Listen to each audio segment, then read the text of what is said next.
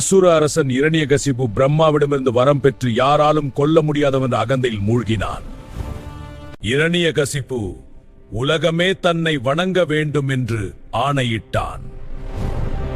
ஆனால் அவன் மகன் பிரகலாதன் தந்தையின் கட்டளையை மீறி விஷ்ணுவையே தன் உயிராக வழிபட்டான். தீ, விஷம், பள்ளத்தாக்கு, எத்தனை சோதனைகளும் பிரகலாதனை தீண்டவில்லை. விஷ்ணுவின் அருள் அவனை காத்தது. இரணியகசிபு, உன் கடவுள் எங்கே என்று கேட்டான். என் கடவுள் தூணிலும் இருப்பார், துரும்பிலும் இருப்பார் என்று சொன்னான்.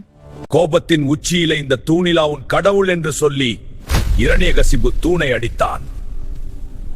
அந்த நொடியிலே தூணிலிருந்து வெளிப்பட்டார் மனிதனும் அல்ல, மிருகமும் அல்ல, அதிசயமான நரசிம்மர்.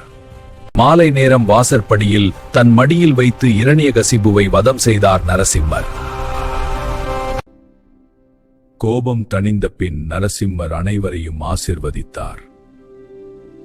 பக்திக்கு எப்போதும் பகவான் துணை நிற்பார் என்ற செய்தி உலகிற்கு சொல்லப்பட்டது. விஷ்ணுவின் வாமன அவதாரத்தை அடுத்த வீடியோவில் பார்ப்போம். இது போன்ற கதையை அறிய voice mix channel subscribe and follow பண்ணணும்.